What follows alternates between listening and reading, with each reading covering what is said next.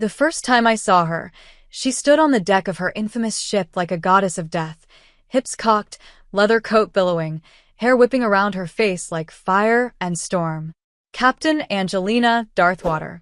The name alone sent sailors into fits of fear, but seeing her in the flesh? That was something else entirely. The Black Siren had just intercepted our merchant vessel under the cover of nightfall, black sails slicing through the sea like blades, and her crew had boarded us with terrifying efficiency. I tried to hide. Of course I did. My father would have called it cowardice, but I called it strategy. I'd gone through too much trouble to sneak out of Cadiz disguised as a simple trader. I wasn't about to be dragged back to Spain in chains, or worse, forced into Lord Marquez's bed. But I hadn't counted on the pirate captain herself storming below deck, with a sword in one hand and that predatory gleam in her eyes. She found me within minutes. Well, she purred, tilting my chin up with the tip of her blade. You don't smell like a merchant. I glared. And you don't look like a captain. You look like a whore who stole someone's coat. That earned a collective gasp from her men. Her eyes lit up. Not with rage. No, something far more dangerous, amusement. Feisty, she murmured, circling me like a shark scenting blood. What's your name, Firetongue? Coco, I snapped. And if you're planning on ransoming me, don't waste your breath. My father would rather send a cannonball than a coin. Oh, I know exactly who your father is. Her voice dropped, deadly soft. Admiral Sebastián Rivera, the bastard who torched my mother's village. Her smile curved cruelly. Fate has a sense of humor, doesn't she? From that moment on, I became her prisoner, but not in the way I expected. She didn't shackle me. She didn't lock me below. No, she kept me close. Like a trophy. Like a threat. Like something she wasn't quite sure if she wanted to destroy or devour. Days bled into weeks. I matched her glare for glare, taunt for taunt. She mocked my corset. I mocked her eyeliner. She called me spoiled. I called her savage. But underneath the barbs, the current pulled stronger. I felt it whenever her fingers brushed mine during a stolen bottle of rum. I saw it when her gaze dipped lower than it should have while I was scrubbing the deck under the burning sun. She wanted me. And it infuriated her. Because I wasn't afraid. And I wasn't backing down. The crew watched our war like it was theater. They laughed, placed bets, whispered. One night, during a storm that lit the sky in flashes of fury, we found ourselves alone in her cabin. Lightning cracked the air. Rain pounded the windows. She stood inches from me, breathing hard. You think you've won something here, Coco? No, I whispered, meeting her gaze. But you have no idea what you've lost. Her hand slammed the wall beside my head. Our breath tingled. For a moment, I thought she'd kiss me. For a moment, I wanted her to. Then she backed away. Cold. Controlled. Full. The next morning, she summoned the crew. Ordered them to the main deck. I was dragged out with salt in my hair and fury in my chest. And then I saw it. The plank. Walk, she commanded. I laughed, bitter and breathless. Coward. You can't handle wanting me, so you'd rather watch me drown. Her jaw clenched. Her eyes burned. But she said nothing. Just turned her back. The crew jeered. I stepped forward, heart racing. Feet on wet wood. The sea roared below. I looked back once. Just once. And in her eyes I saw it. Regret. Terror. Something that shouldn't exist in a monster like her. I let myself fall. Salt. Cold. Silence. Then splash. Salt burned my lungs, the sea wrapping around me like chains as I kicked toward the surface. Cold, endless, unforgiving. The last thing I saw before the plunge was her. Angelina, beautiful and ruthless, turning her back as if I meant nothing. And yet now, in the choking silence of the ocean, arms encircled me. Strong, sure, pulling me upward with a desperation that didn't fit her reputation. When I broke through the water, coughing and gasping, the storm had already begun to tear itself apart. Wind howled, waves crashed, and I realized with jarring clarity that the ship, the Black Siren, was nowhere in sight. I turned in the water, hair plastered to my face, heart pounding as the salt stung my eyes. She was there. Angelina, swimming beside me, chest heaving, fury and something terrifyingly tender carved into her features. You absolute idiot, she snarled, voice ragged. You weren't supposed to actually fall. You pushed me. I coughed, glaring. What exactly did you expect? She didn't answer. She just grabbed my arm, towing me through the crashing waves with the kind of strength that shouldn't have been possible in such chaos. Somewhere ahead, land emerged, a jagged silhouette on the horizon, dark against the bruised sky. We didn't speak. Not while we swam. Not when our limbs ached or our breath gave out. Survival stripped away everything but instinct, and hers was apparently to save me. Again. By the time we staggered onto the shore, half drowned and shaking, the rain had softened to a mist and the sky burned orange with the dying light of the storm. I collapsed onto the sand, every inch of me trembling. Angelina dropped beside me, coughing, her black coat soaked and clinging to her body. I refused to look. I absolutely did not notice how the wet leather molded to every curve. Why did you follow me? I rasped finally. You could have let me die. You wanted to. She looked at me then, eyes sharp despite the exhaustion. Don't flatter yourself. I need you alive. Your father still owes me a debt. Liar. My voice cracked. You jumped before you even thought. Admit it. You didn't want to lose me. She moved so fast I didn't see it coming, her hand curling in my shirt, dragging me closer until our faces were inches apart. Her breath was hot despite the cold, her jaw clenched, eyes dark with something I didn't dare name. Do not think you understand me, she growled. Do not confuse instinct with care. But her hand didn't let go. And neither did I. We stayed like that, frozen in place, salt and fury between us. Then she let go. Abrupt. Cold. Like always. She stood and scanned the tree line behind us. Jungle. Dense. Untamed. We need shelter, she muttered. If the tide shifts, this beach will be underwater by nightfall. I watched her for a moment longer, then forced myself to stand, every bone in my body protesting. We moved inland together, silent but not companionable. The silence between us was never peaceful. It was taut, vibrating, like the second before lightning splits the sky. The island was wild, but not uninhabitable. There were coconuts, ferns, a freshwater stream we found by accident when Angelina slipped and nearly dragged me down a slope with her. I laughed, couldn't help it. Her glare could have curdled blood. Don't, she warned. I bit my tongue. Hard. By nightfall, we'd built a crude shelter of palm branches and driftwood and made a fire from sheer luck and her uncanny ability to start sparks with wet flint. She didn't ask if I was cold, but when she sat close beside me, shoulder brushing mine, I knew it wasn't coincidence. The silence stretched again, heavier now. Thicker. The crew won't come back for us, I said quietly. They think we're dead.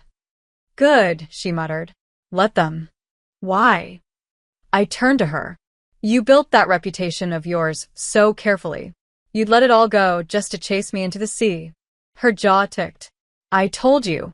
I didn't think. You never don't think, I challenged. You plan every move, every insult, every threat. She didn't answer. Instead, she leaned forward, tossing a dry branch into the fire. The light danced across her face, casting gold across the sharp angles of her cheekbones, the soft curve of her mouth. I hated how beautiful she was. Hated that despite everything, my body still responded to her presence with heat and hunger. You called me a coward, she said suddenly, voice low. Back on the ship. I swallowed. You are. She looked at me. Not with rage. Not with amusement. With something like pain. And you think you're brave? She asked, softer now. Running from a life others would kill for? You don't know what that life cost me. No, she agreed. But I know what mine cost. For the first time, her walls cracked. Just slightly. My mother was a healer. My father a fisherman. We were nothing. We wanted nothing. And the Spanish burned it all because someone lied and said we were sheltering rebels. Her voice was flat. I was 10. I looked away, shame curling in my gut. I'm sorry. Don't be, she snapped. Just don't pretend your pain is deeper than mine. I never said that. But you act like it. Silence again. But this one was different. We sat there for hours, the fire burning low, and when the cold crept in, she didn't move away when I leaned into her. She didn't speak when I rested my head against her shoulder. And I didn't flinch when her fingers slowly, almost imperceptibly, threaded through mine. We didn't talk about it. Didn't acknowledge the way her thumb traced circles into my skin. But that night, for the first time, I didn't dream of drowning. I dreamt of fire and skin and mouths too close to mine. I dreamt of her. When I woke, she was already gone from the shelter. I stumbled out, heart pounding, only to find her waist deep in the surf, eyes on the horizon. I approached slow. You expecting a rescue?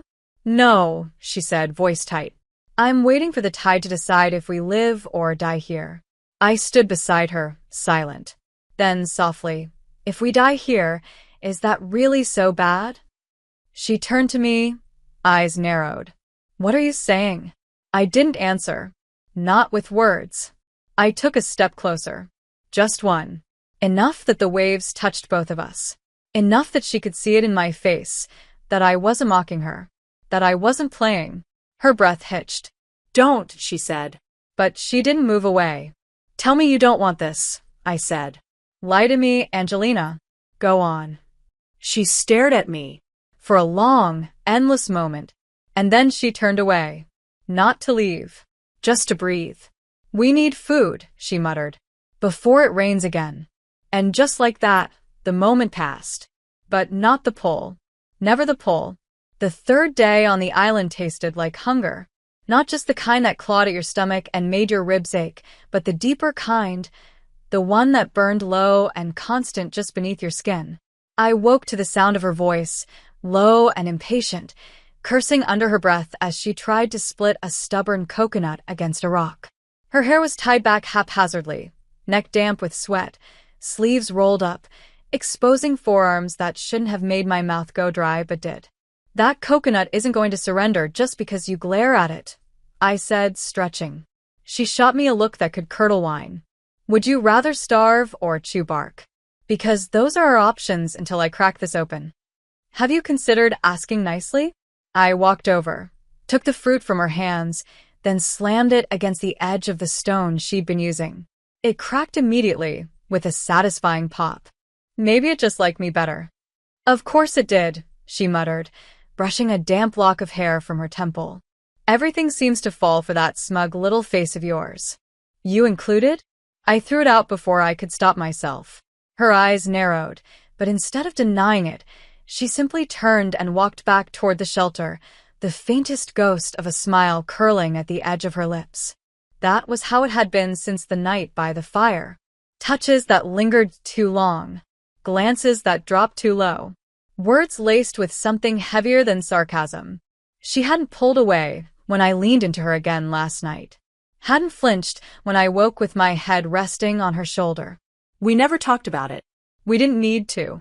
It simmered in the space between us, in every shared breath, every brush of skin, every silence that felt like a question neither of us dared to answer. We spent the day searching for food and failing spectacularly. The jungle was thick and merciless, and the sun punished every exposed inch of us. By noon, we were scratched, sore, and no closer to finding anything edible besides coconuts and bitter berries Angelina wouldn't let me touch. Poisonous, she said, smacking my hand away. How do you know? I challenged. Because they look like you. Pretty. Deadly. I should have rolled my eyes. Instead, I stared at her mouth a beat too long, and when our eyes met, the tension pulsed like lightning before the crack of thunder. We didn't kiss. Not yet. But something in me knew it was only a matter of time. That night, a storm rolled in again. The sky broke open, thunder shaking the trees, rain coming down so hard it drowned out our fire. We ran into the shelter soaked to the bone, breathless and laughing, and when she stripped her coat off, I didn't look away. Neither did she. Her shirt clung to every inch of her, darkened and translucent, and when she saw the way my gaze dropped, her smirk was slow, dangerous. See something you like? No, I lied. Love what you've seen so far and want to help me keep creating these awesome stories on this channel? Then subscribe and hit the bell. Your subscription supports the channel and makes sure you get more exciting stories. Just wondering what kind of pirate captain wears silk. The kind who can afford it, she said, stepping closer. Want to touch it? My breath caught. She wasn't talking about the shirt.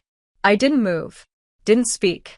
But she was inches from me now, and I could feel the heat radiating from her skin despite the cold. Her fingers brushed my arm, featherlight, testing. You don't hate me, she said quietly. You want to, but you don't. You're wrong, I whispered. Am I? Her hand rose slowly, knuckles grazing my jaw. Then why are you shaking? Because you terrify me. Good, she breathed, and for a moment I thought she'd close the distance. I wanted her to, desperately. Instead, she pulled back. Just slightly. We should sleep. I swallowed hard. Right. Sleep. We lay side by side, backs to each other but not quite touching, the storm thrashing outside and my pulse louder than thunder. I didn't sleep. I don't think she did either. The fourth day brought heat and silence. Tension laced every word, every movement. We avoided eye contact, as if afraid it would unravel whatever threadbare restraint we had left. But nature doesn't care about restraint. Around midday, Angelina spotted something near the edge of the jungle. Wild boar. Small. Quick. Meat, she said.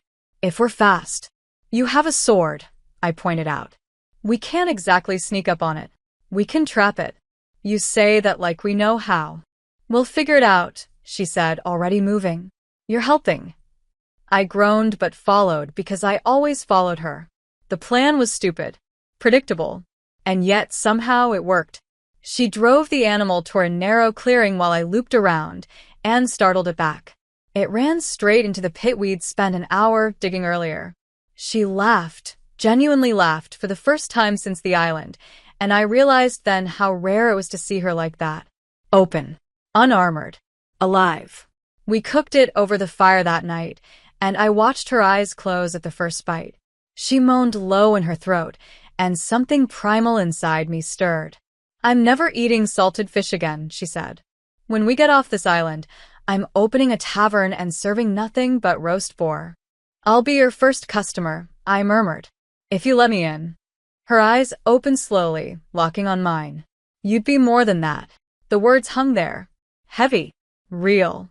She looked away. Go to sleep, Coco. But I didn't. And neither did she. I lay awake, listening to the rhythm of her breath, until I couldn't bear the silence anymore. I turned. Angelina. She turned too, face so close I could count her lashes. I didn't think. This time it was me. I kissed her. Slow. Soft. Like an apology and a dare wrapped in one. Her breath hitched. She didn't pull back. Didn't freeze. She kissed me back. Harder. Deeper. A hand slid into my hair, the other gripping my waist, pulling me into her like she'd been waiting years for this moment. We broke apart only when the need for air overruled the need to devour. This changes everything, she whispered against my lips. Good, I whispered back. It should. The morning after the kiss didn't feel like a victory. It felt like a wound, a beautiful, dangerous one that pulsed with every breath I took. I woke with her arms still around me, her body warm against mine, and for a few quiet moments, I let myself believe we existed outside the world. Outside war, outside revenge, outside every reason we were supposed to hate each other. But as soon as she stirred, as soon as her lashes fluttered open and her gaze met mine, I saw it. The regret. Or maybe it wasn't regret. Maybe it was fear, or guilt, or the terrifying realization that we couldn't stay suspended in this fragile bubble of stolen moments forever. She didn't pull away, but she didn't kiss me again either. That shouldn't have happened, she said, voice hoarse. Why not? I whispered. She sat up, rubbing a hand over her face, and suddenly she wasn't the woman who had kissed me like she was drowning. She was the captain again, distant, Composed. guarded. Because when this ends, and it will end, I'll go back to being the most wanted woman in the Caribbean. And you'll go back to being the daughter of the man who destroyed my life. That's not who I am, I said, sitting up beside her. You know that. It doesn't matter. She stood, facing the sea. The world doesn't care about who we are, only about what we represent. I rose too, anger curling low in my belly. So what? We pretend this meant nothing? Pretend you didn't kiss me back like your life depended on it. She didn't answer, but her silence screamed. That day, we barely spoke. We kept busy, hunting, gathering, reinforcing the shelter before the next storm rolled in, but every movement felt like a distraction. Every word was clipped, every glance avoided. That night, the fire between us was literal, but everything else burned cold. I lay on my side, back to her, heart aching in a way I wasn't ready to admit. I told myself I didn't care, told myself I'd known it was just a mistake. Just a moment. But I was lying, and I hated that I didn't even believe myself anymore. Then came the fifth morning. The sky was clear, the air sharp, and I woke to find her gone. Panic slammed into my chest. I scrambled to my feet, scanning the shore, the trilene calling her name once, twice. Then I saw her, far down the beach, standing in the surf, staring at something. I ran. The closer I got, the more her stillness unnerved me. She didn't move, didn't turn, just pointed. I followed her hand, and my breath caught. A ship. On the horizon. Spanish colors. Not a merchant. A warship. My stomach dropped. They found us, I whispered. She didn't respond. I turned to her. We could hide. They're not here for you, she said. Her voice was dead. They're here for me. How would they even know? I sent a flare, she said flatly. 2 nights ago. I froze. You what? I had one in my coat, hidden in the lining. I lit it while you were sleeping. Why? My voice cracked. Why would you do that? Because you don't belong here, Coco, she snapped, finally turning to me. You think this is some fairy tale? Some grand escape? It's not. This island isn't salvation. It's a delay. And when they find us, at least you'll have a way back. And what about you? I'll run, she said. Like I always do. You'd rather vanish into the sea than stay with me? You don't understand, she said, stepping closer, her voice shaking now. If they capture me, I'll hang. There's no trial. No mercy. You think your father would blink before signing my execution? He doesn't get to decide what I feel. But he decides your future, she said. And I don't. You kissed me, I said, chest heaving. You held me like you never wanted to let go. Her voice dropped. I didn't. Then don't, I begged. Please, Angelina, don't run. Not from this. The silence that followed was deafening. And then footsteps. Not ours. From the trilene. We both turned, blades drawn in an instant, instincts sharpening like breath held too long. 3 figures emerged, uniformed, armed. Spanish Navy scouts. One of them froze when he saw me. Señorita Rivera? I swallowed hard. Yes. We've been searching for days, he said. Your father, he sent 3 ships. He feared the worst. This is Captain Angelina Darthwater, I said without thinking.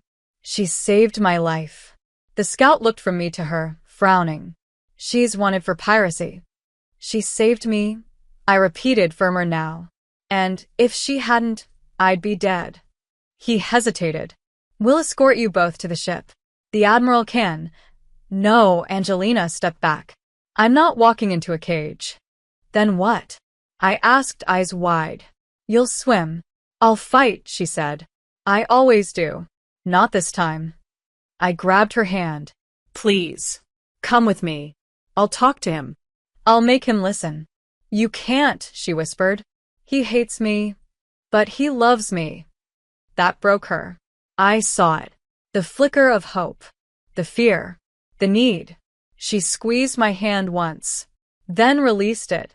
You'll regret it, she said. Loving me. Already do, I whispered, tears burning. But I'd regret walking away even more. She didn't answer, just nodded, slowly. And then, together, we followed the scouts down the beach, toward a future neither of us could see, but both were suddenly willing to fight for. The air on the Spanish warship felt different, too clean, too sharp, too full of judgment. I stepped onto the deck in borrowed boots, soaked in salt and sweat and the scent of smoke from that island that still clung to my skin like memory. But it was her they looked at. Angelina, hands bound behind her back with iron shackles that clicked with every step. Her chin was high, her gaze unflinching. But I knew the storm that brewed beneath her calm. I could see it in the way her jaw clenched, in the way she wouldn't look at me. Not even once. My father appeared minutes later, flanked by 2 officers, coat immaculate, eyes cold and calculating. Admiral Sebastián Rivera. He didn't run. He didn't smile. He studied me like I was a puzzle returned to him with unfamiliar pieces. Coco, he said, voice clipped. You're alive. Obviously, I said. His gaze shifted to Angelina, and his mouth curled into a tight, cruel line. And I see the rat dragged itself aboard with you. I stepped between them without thinking. She saved me. She's a murderer. She's a survivor. She's a pirate, he snapped. And she'll be tried accordingly. No, I said. She won't. You forget your place, Hija. No, you forget mine, I said, lifting my chin. I'm not your pawn. I'm not your bargaining chip. I'm not marrying Marquez, and I'm not standing by while you hang the woman who pulled me from the sea. You were kidnapped, he said tightly. You were forced. I wasn't forced, I snapped. I was seen. For the first time in my life, I was treated like more than a prize to be traded for power. His eyes darkened. You're speaking nonsense. I'm speaking the truth, I said, then turned to the guards. Unshackle her. They won't, he said. Because they know what she is. And what am I, then? I demanded. A traitor? For loving someone you hate? The word slipped before I could stop it. Loving. And the moment it did, the entire deck seemed to still. Even Angelina looked at me then. Just once. Her eyes soft. Wounded. Dangerous. She turned you against your own blood, my father said. No, I said. You did that all on your own. He didn't reply. He simply motioned to the guards. Put her below. Solitary. No. I lunged forward, but they were faster. They dragged her down the stairs while I screamed, while she didn't say a word. Her silence was louder than my rage. I stormed after them, only to be stopped by 2 Marines at the brig. They held their rifles up like they were protecting something fragile or dangerous. I pressed my hands against the iron bars. Let me see her. Orders are orders, one muttered. And she's under maximum watch. She's not going to escape, I said. She doesn't even want to. But it didn't matter. She was locked away. Caged. And I was useless. That night, I snuck down anyway. Slipped past the guards while they were distracted by cards and drink, my feet bare, breath shallow. When I reached her cell, she was awake, sitting against the wall, shirt dirty and torn, face bruised but proud. Always proud. You shouldn't be here, she said. Neither should you. She laughed once. Bitter. You've made things worse. I don't care. You should. I knelt by the bars. I meant what I said. Which part? All of it. She looked at me then. You said you loved me. I do. Don't, she whispered. Don't say that unless you're ready to burn for it.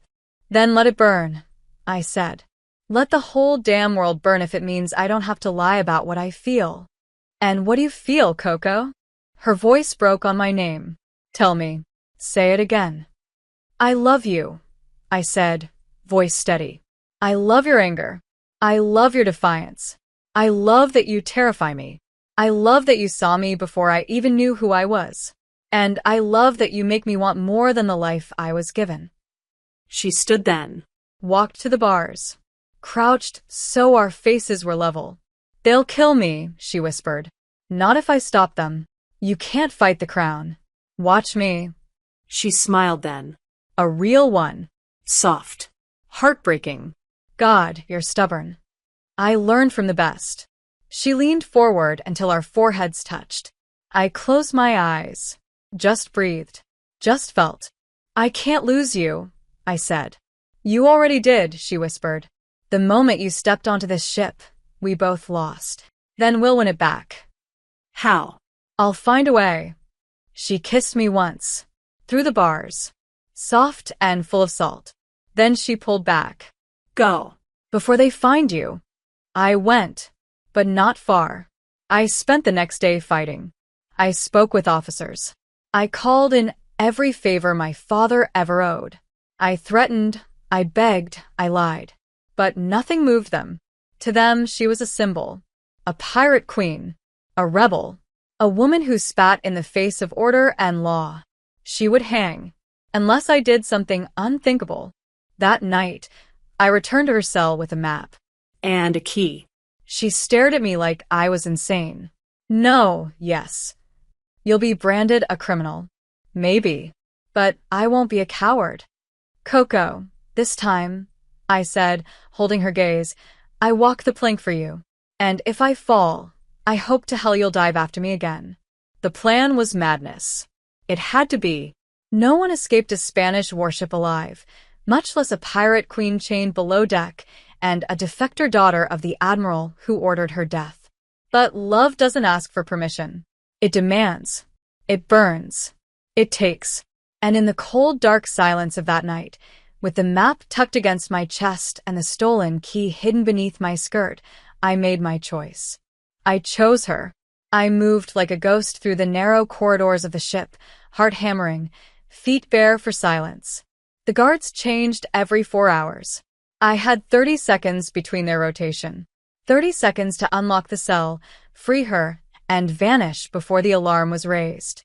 When I reached the brig, she was awake. Of course she was, and when she saw me, she shook her head once, slow, already mouthing no. I didn't stop. I crouched, fit the key into the rusted lock, and turned. It clicked. Soft. Sharp. The door creaked open. She grabbed my wrist immediately. Coco, no. Yes, I whispered. We don't have time to argue. You'll be hunted, she hissed. Branded a traitor. Branded yours, I said, eyes burning. I'll take it. Her mouth opened. Closed. And then she kissed me. Desperate. Fierce. Salt and teeth and something that tasted like goodbye. I won't lose you, I said against her lips. So shut up and run. We moved fast. The map led through the lower decks, through storage and unused passages, into the hull where emergency rafts were hidden. 1 raft. 2 oars. No compass. But freedom. We reached the edge of the hold just as footsteps thundered above. Someone had noticed. The alarm bell rang once. Twice. Then chaos erupted. Go. I shoved her toward the water. I'll hold them off. Like hell you will. She grabbed my arm, and we jumped together, splashing into the freezing sea, the raft bobbing beside us. Gunshots rang out. Shouts. Orders screamed in Spanish.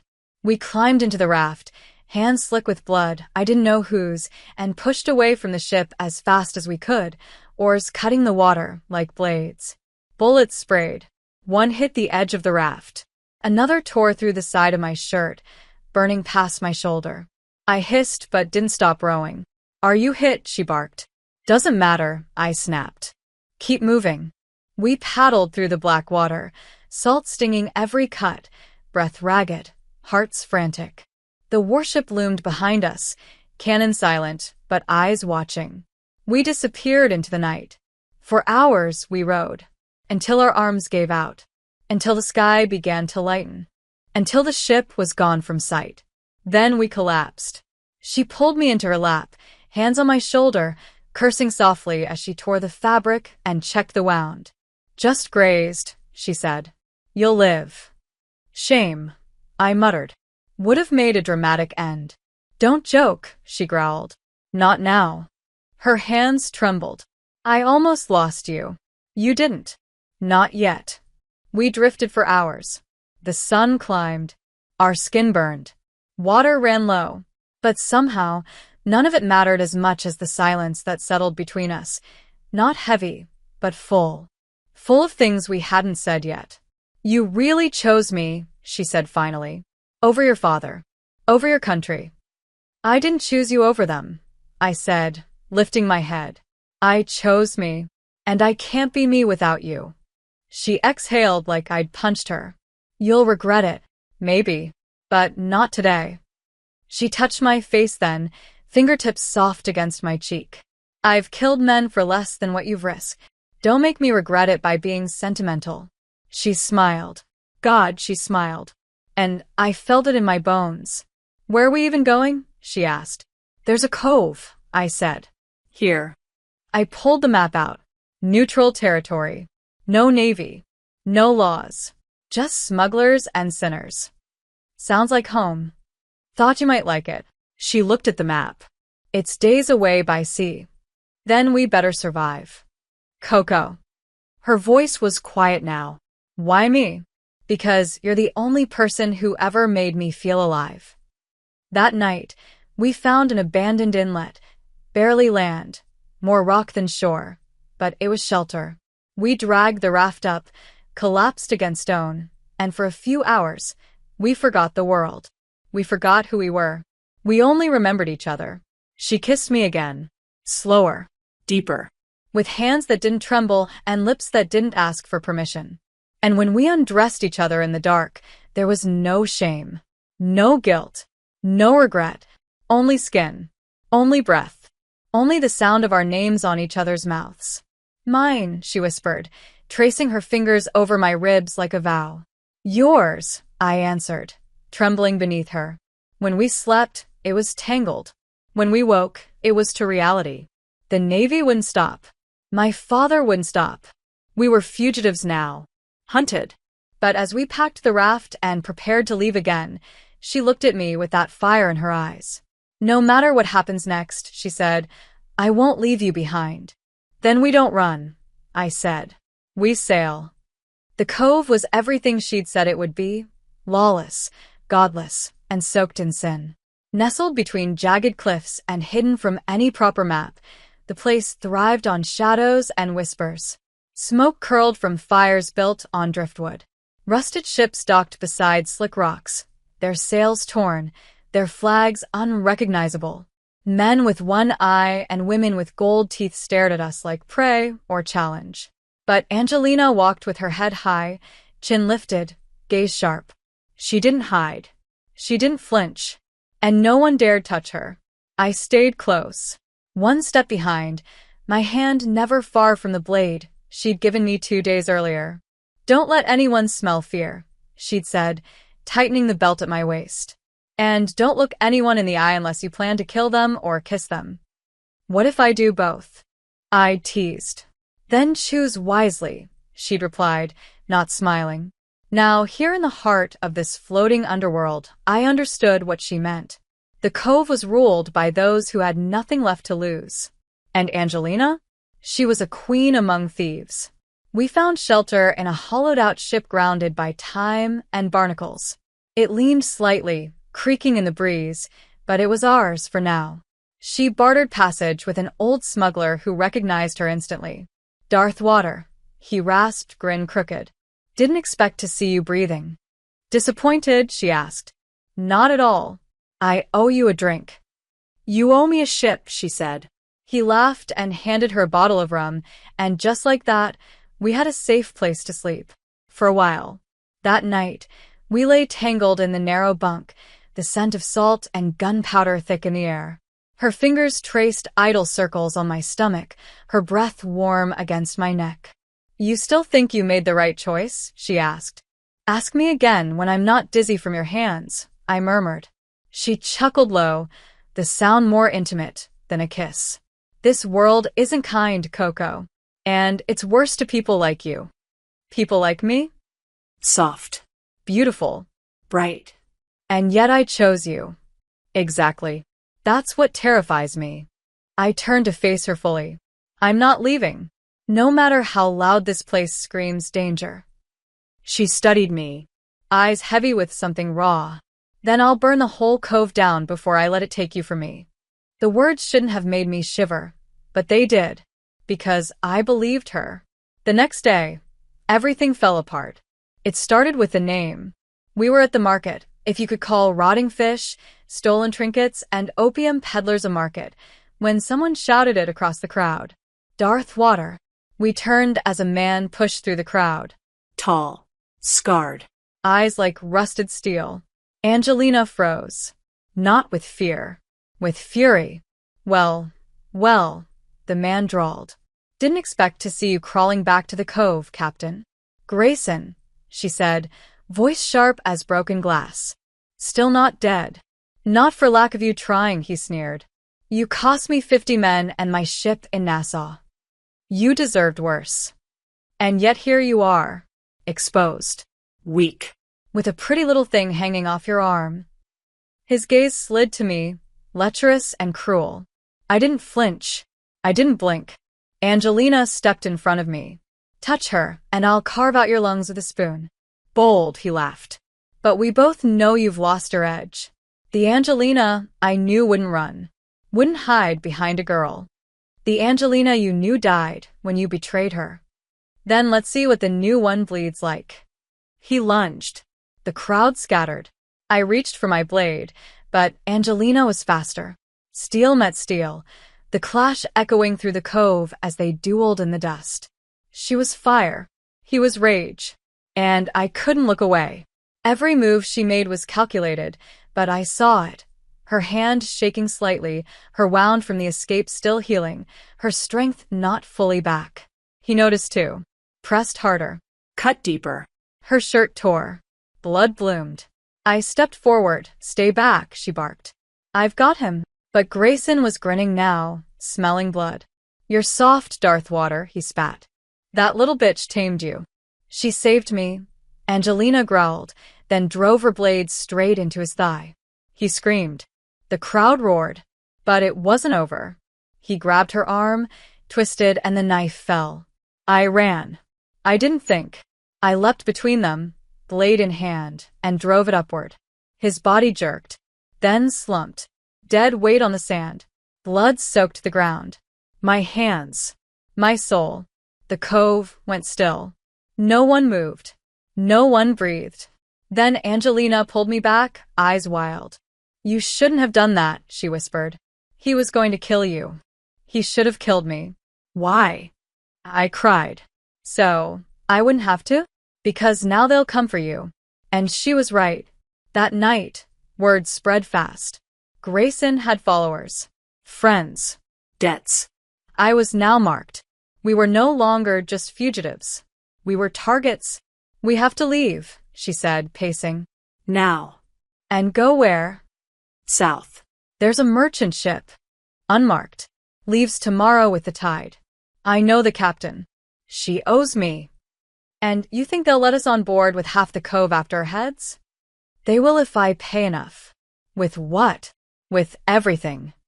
She sold her weapons. Her coat. Her compass. Even the ruby ring she never took off. I watched her give away the last pieces of her past just so we could have a future. That night, before we ran, I kissed her like I might never again. She kissed me back like it was a promise. And when we boarded the ship at dawn, cloaked in fog and silence, I knew something had changed. Not just around us, but within her. She was no longer the captain who ruled with fear. She was a woman who had chosen love over legacy. And she was terrified. As was I. But I would follow her into fire now. Because I already had. The merchant ship was called La Luz Perdida, and nothing about her felt safe. The captain, a woman named Inez with silver-streaked hair and too many knives, greeted us with a nod and a warning. You get one chance. Cause trouble, and I throw you to the sharks. Angelina didn't blink. Understood. We slept in the cargo hold, surrounded by crates of silks, spices, and secrets. The other crew members kept their distance. They didn't ask questions, and we didn't offer answers. Still, I caught their eyes on us more than once. Watching, measuring, waiting. Angelina kept her blade strapped to her thigh at all times. Even when we lay curled together at night, her arm around my waist, I could feel the tension in her muscles. Like she was listening for footsteps in her sleep. "You don't trust them," I whispered one night. Her lips brushed my temple. "I don't trust anyone on open water. Not even me?" "You're the only one I do," she murmured. And I wanted to believe her. I did. But even then, something in her voice felt unfinished. La Luz Perdida sailed quietly for 3 days. The sea was calm, the skies kind. We shared brief smiles in the sun, stolen kisses behind crates, moments of something that almost felt like peace. But peace doesn't last for women like us. On the 4th night, while the crew drank on deck and Inez played dice with her first mate, Angelina slipped away. I woke to an empty cot, the blankets still warm. Panic bloomed instantly. I climbed up to the deck, heart pounding, eyes scanning the darkness. She wasn't there. Inez raised an eyebrow. "Looking for your shadow? Where is she?" I asked. "Probably making deals she shouldn't," she said dryly. "Old habits die hard." That's when I saw the signal light, flashing faintly near the port stern. 3 long blinks. One short. A code. A message. Not ours. Not from this ship. I followed the glow to the rear of the vessel. And I saw her. Angelina. Leaning over the rail. Whispering to a man in a rowboat below. My stomach twisted. I couldn't hear the words, but I saw the exchange. A slip of parchment. A coin. A name. When she turned and saw me, her face went still. Not guilty. Just guarded. "Coco," she said. I stared. Who was that? No one. Don't lie to me. It was insurance. For what? In case this ship turns on us. So you're selling our position? I'm protecting us. From what? The people who took us in? They'd sell us the moment someone offered more. And what makes you think that man won't? Because I know him. You trust him more than you trust me? That hit her. She looked away. I trust that if something happens to me, he'll get you out. Alive. I don't want to live without you. You might not get the choice. We stood there, the sea black and endless around us. I wanted to scream. I wanted to kiss her. I wanted to slap the fear out of her bones. But instead, I walked away. For the first time since the island, I didn't sleep in her arms. The next morning, we barely spoke. She watched me with eyes that looked too much like goodbye. And I hated her for it. That afternoon, the storm came. Fast. Violent. A wall of wind and water that tore the sails and cracked the sky. The crew scrambled. I was thrown across the deck. Someone shouted "man overboard." Chaos. Then gunshots. Not lightning. Gunshots. Mutiny. I turned to see Inez bleeding from her shoulder, knife still in hand, shouting orders as 2 of her men turned against her. "They sold us," Angelina shouted, appearing beside me, soaked and wild-eyed. "They were never loyal." "You knew." I suspected. "And you still brought us here." "Because I didn't have another choice." We fought. Together. Side by side. I stabbed a man in the thigh. She slit another's throat. The rain washed the blood away, but not the fear. The ship bucked. Crates spilled. Fire caught in the lower deck. Inez collapsed beside the helm. The ship was dying. And with it, maybe us. "We have to go," Angelina shouted. "Now." We ran. Found a lifeboat. Cut it loose. Climbed in. But as we pushed off, one of the traders followed. Gun drawn. He aimed at me. She saw it first. And she moved. Took the bullet. Right through the side. Her body jerked. She didn't scream. Just crumpled. I screamed for both of us. Pulled her into the raft. Kicked the man back into the sea. Then I rowed. Through the fire. Through the storm. Through the death of yet another ship. We drifted for hours. I held her the whole time. Her blood soaked into my dress. Her breath shallow. Her skin cold. You can't leave me, I whispered. You don't get to dive in after me just to die now. Her eyes fluttered. Still not a romantic. Shut up, I sobbed. You're not dying. You kissed me first, she murmured. You started it. And I'll finish it, I said. So stay awake, damn you. I love you, she said, barely audible. Even if it kills me. It won't, I swore. I won't let it. And I meant it, even if I had to row us to the edge of the world. She didn't open her eyes for nearly 12 hours. I watched the sun crawl across the sky from the narrow wooden lifeboat, the waves rising and falling like the breath she refused to take.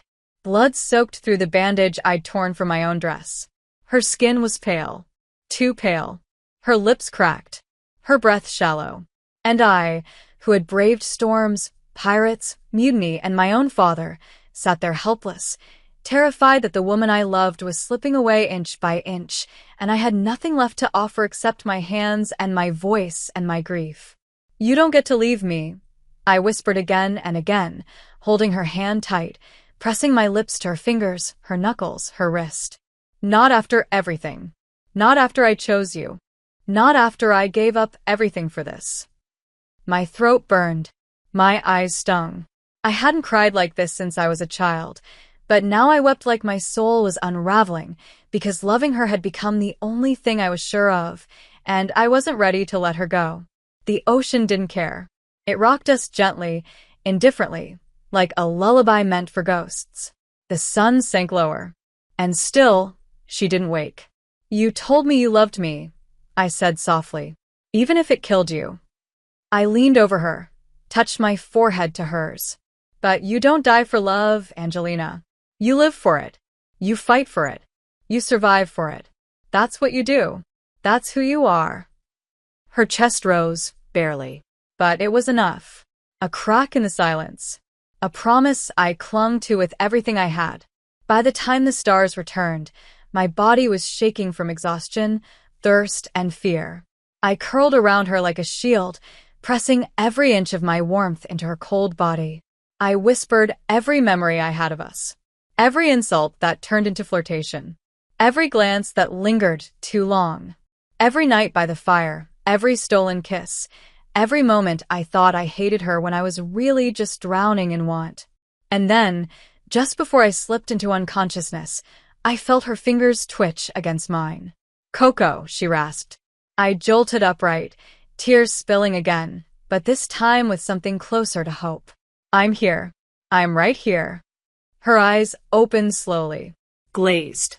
Red-rimmed, but alive. You stayed. Of course I stayed, I said. I'd stay in hell for you. Her mouth twitched into the ghost of a smile. This is hell. Then we're already married, I whispered. Her laugh broke into a cough. I held her tighter. You're going to be okay. Doubt it. Too bad. I've decided you live. You don't get to decide that. I do now. I kissed her, gently, carefully, like she might vanish if I pressed too hard. Her mouth tasted like salt and blood, and the part of me I hadn't known was missing until she kissed it back into place. Land, she croaked. Coco land. I turned, and there it was. A dark line on the horizon. Faint. Distant, but real. I grabbed the oars and began to row, like my life depended on it. Because it did. Because hers did. It took hours. My arms burned. My body screamed. She drifted in and out of consciousness, murmuring things I couldn't always understand. My name. Her mother's name. A prayer in a language I didn't speak. But I rowed. And rowed. Until the boat scraped against sand and I collapsed beside her, sobbing with relief. The island was small. Rocky. Untouched. But it had trees. Shade. A stream of fresh water that I found by following the sound of birds. I carried her in my arms, stumbling, half delirious, until I found shelter beneath a cluster of palms. I cleaned her wound again, forced water between her lips, fought off sleep with everything I had. Days passed in a blur. I lost count, but slowly, she began to wake more often. To speak. To curse. to smirk when I scolded her for being stubborn. "You're lucky I love you," I told her one night. "Otherwise, I'd have left you on that raft." "Liar," she said weakly. "You would have dove in after me again. Obviously. Like a fool. Like your fool." And she smiled, real this time. Sharp. Bright. Mine. The moment I knew she'd survive, I collapsed. Not from illness, but from everything I'd held back. I cried into her chest while she stroked my hair with a trembling hand. "I thought I lost you," I whispered. "You didn't," she said. "You held on. I don't know how. With teeth and claws. Like always." "Do you remember what you said?" "Which time?" "On the boat. Right before you passed out." She looked at me, eyes soft. "I said I loved you." "Say it again." "I love you, Coco Rivera." "Say it like you mean it." "I burn for you." My heart cracked open. We kissed again. Desperate. Healing. It wasn't passion. It wasn't lust. It was home. It was the answer to every question I'd ever asked. That night, we lay curled together beneath the stars. She was still weak. I was still afraid. But for the first time, we weren't running. We were choosing. "What happens now?" she asked. "We stay alive," I said. "We build something new. Somewhere they can't find us." "You think we can?" "I know we can. And if they come, then they'll have to drag me from your arms. They'll try. Let them." She closed her eyes, her hand over my heart. "Then let's survive. Let's live. Let's burn the world down if we have to." And I smiled. Because we already had. We stayed on the island for 13 days. 13 days of sunburn and rainstorms, of fresh mangoes and coconuts, of healing skin and hearts that still beat faster at every glance. Angelina regained her strength slowly, her wound closing more each day, though the scar would remain. She touched it once, quietly, when she thought I wasn't looking. "A mark," she murmured. "From the day I didn't die." I stepped behind her, wrapped my arms around her waist. "A mark from the day we began again." She tilted her head back against me. "You always find the better way to say things. Only because you give me something worth speaking for." She turned, Kissed me. the kind of kiss that didn't ask permission, that promised everything, that claimed me, and I let it, because I was hers now, entirely. That morning we started drawing plans in the sand. A shelter, a signal tower, a garden maybe. We'd build something, a life, a future. But the ocean has its own sense of timing. On the 14th day, the sails appeared on the horizon. Black and red, gold crest, Spanish Navy, my father, the world, coming back.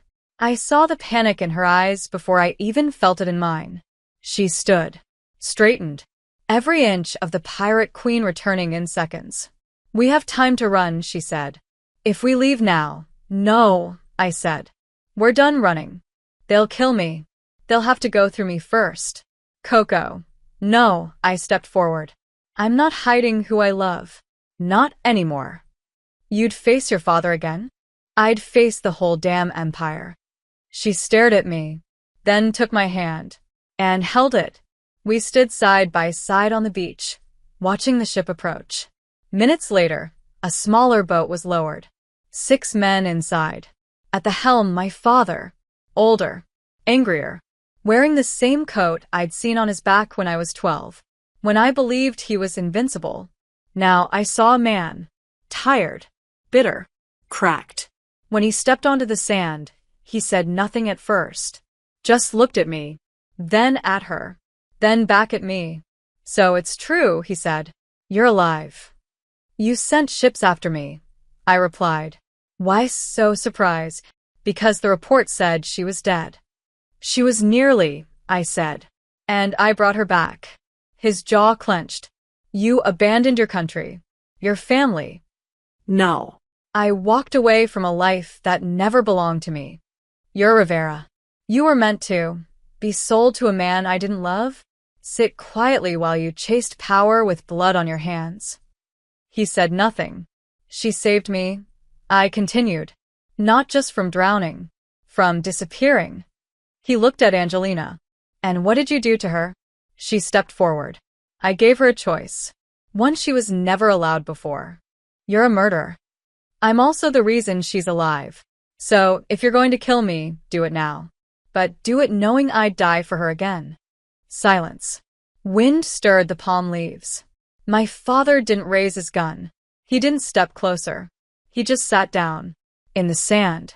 As if centuries of anger and grief had finally cracked. Your mother, he said, voice hoarse. She was like you. Fire. Disobedient. Too proud. I loved her for it. But I also hated her for it. He looked up at me. You're her all over again. And I never knew what to do with that. I knelt in front of him. Then maybe this is your chance to learn. His eyes filled. Not enough to fall. Just enough to soften. He turned to Angelina. If you ever hurt her, I won't, she said. Ever. He nodded. Once. Then stood. There's a port 3 days from here. My men will leave you a boat. A map. After that, you're ghosts. You're letting us go? I asked. I'm letting go, he said. It's not the same, but it's the best I can do. He looked at me one last time. Live, Coco. Better than we did. And then he left. Just like that. Without gunfire. Without blood. Without hate. We watched the ship disappear over the horizon. Angelina turned to me. Is it done? It's just beginning, I said. And I meant it. We built our home over the next few months. It wasn't grand, but it was ours. A small cottage by the cliffs. Wind chimes made of shells. Ropes tied with knots that meant I love you. I trust you. I'm yours. We took in travelers. Runaways. Wounded hearts. And we made them family. Angelina became something new. Not a captain. Not a killer. Just a woman. My woman. I caught her humming once while planting lemon trees. I never told her. I just listened. At night, we slept tangled in linen and sweat and salt. She'd trace her fingers down my spine and whisper, "Tell me again why you chose me." And I'd always answer, "Because I knew you'd choose me back." On the anniversary of the day I walked the plank, we got married. Just the two of us. Barefoot on the beach. She tied a piece of red ribbon around my wrist. I tied one around hers. She kissed me so long the tide kissed our toes. You remember the first thing you said to me? She asked. I called you a whore in a captain's coat. And I knew, she whispered. I was doomed. Not doomed, I said. Chosen. Loved, she corrected. Completely. And I was. And so was she. We lived. Fiercely. Freely. Fully. No longer running. No longer hiding. Just two women who found the storm and chose to dance in it. Together. Forever. Thank you so much for being here and for believing in this channel. If you feel in your heart, you can donate with super thanks so I can focus more and more on this project. Your support helps me keep creating these love stories and bringing them to life for you. See you in the next video.